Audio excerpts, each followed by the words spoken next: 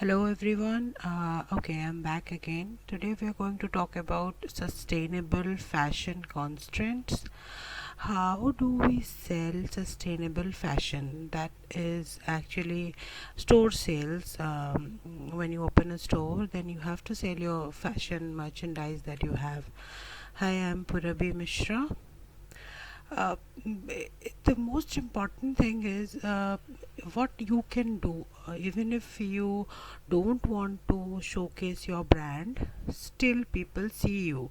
It's the truth. Your beliefs, values, personality will decide who you are, and if you are true to yourself in the cause that you have decided to take up, then of course you are going to shine. Either you are sustainable or you are not. There is nothing called a midway. So sustainability cannot be faked, and even if you don't understand it, the time will figure it out very quick. How can you reach people?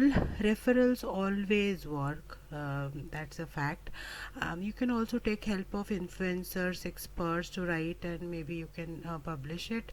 Visually appealing graphics can be alluring. Freemium along with your cause or brand can be something done with some extra budget.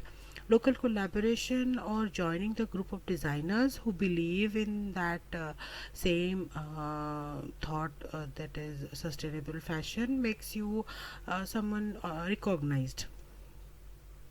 Your reach can increase when you run social media contests, or maybe you can participate in some of the social media posts regarding to your cause or the construct that you have built for your sustainable fashion, or else you can create one and start interacting with people around you.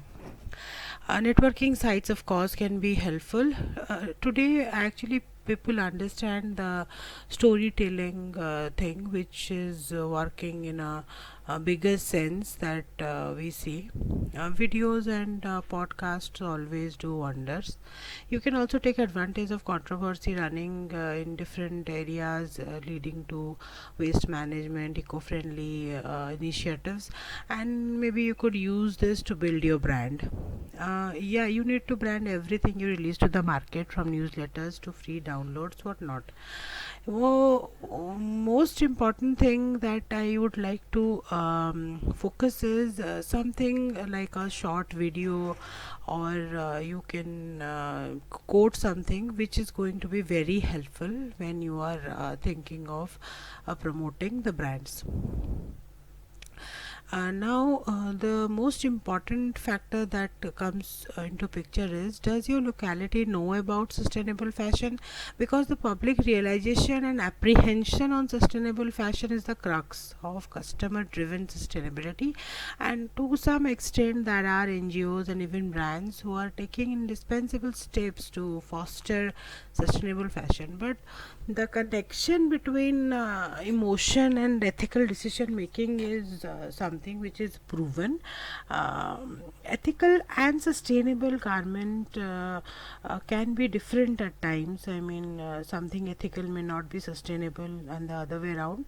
But ethical decision making is something emotions can make it happen. So we need to target the emotion which can make ethical purchase decisions, and eventually it will be, of course, a environment friendly decision. Now we have responsible manufacturing, which is basically taking responsibility of not only your own products, but also the environment, the region, and also the customers and employees. So it has to be the philosophy of your brand or your store to take care of everything around you, which will prove that you are a sustainable fashion who thinks about the environment and the ecosystem. Okay, so now this is something like don't forget types.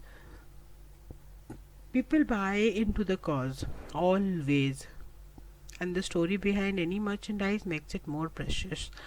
As any successful businessman with a great story, so every merchandise has a story, from where it is sourced, who has made it, from where the raw materials come from which art we are using, till printing or whatever. So every merchandise has a story, and people need to know that. And you have to learn from the locality and be someone who could use the responsible manufacturing in a way. Okay, next point would be disadvantaged producers. Basically, the handlooms and handicrafts of different states of India is one cause which can help you build a brand around it, because that is something which is very evident out of any fashion that you can think of. Price will be always an important factor. We have to do a price profiling of the target market, and then probably decide on which kind of sustainable fashion we can run as a business, in order to ensure that people buy and use these fashion items, even if they think that it's essential, and they can also be creating a style statement. Location of sourcing: if the source is local, then people's emotions get attached to it, and we can also achieve the price that we are thinking of.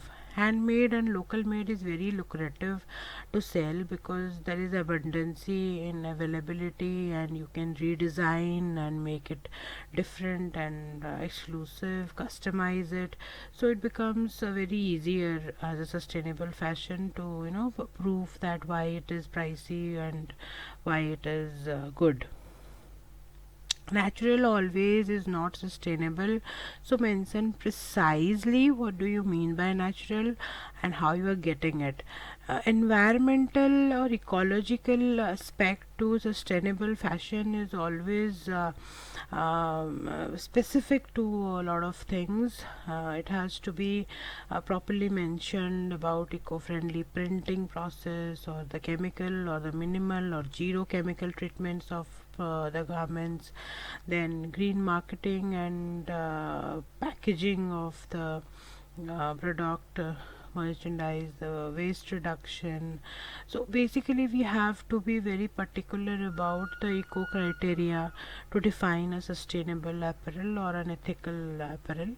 So that is very important. So when we construct the sustainable fashion, when we have to take different buzzwords that we had discussed, and mainly we construct a tagline for us, so that it becomes easier for us to work on that line. Suppose we talk about ethical and fair trade, so they go hand in hand, and it becomes easier for us to have a sustainable fashion brand. We go with eco-friendly and green fashion, maybe we can go with vegan and cruelty free fashion, slow fashion, recyclable or upcyclable fashion. Similarly, thrifting, sharing or renting goes hand in hand.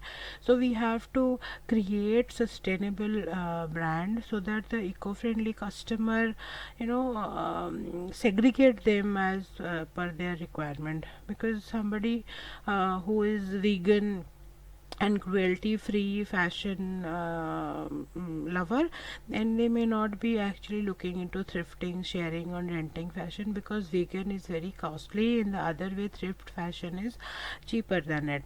So we, for according to the kind of fashion constructs we have in sustainable fashion, the customer also behave accordingly when the price points are decided. Sustainable or eco-friendly customer are aware, just reach with your cause.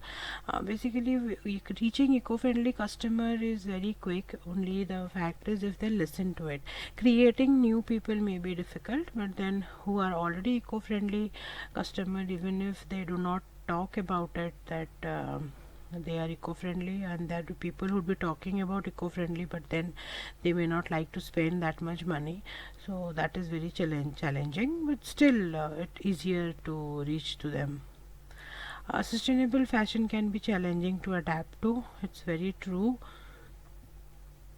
As I have told you that I will share one tip in every video, so here is something which has been bothering me since long. We actually tend to overdo things, and then we compound worry. Worry actually is a fantasy, but then stop worrying and pretend you have solved the problem, or pretend you have it all, because you may say that pretending is a fantasy, but of course, even if overthinking can also be a fantasy, so be very careful about that when you are in business or leadership or whatever. Okay, please don't forget to subscribe, because in the next session we are coming up with eco-friendly constructs and build a proper brand for you, which will be easier for people to understand as a sustainable fashion brand. Thank you.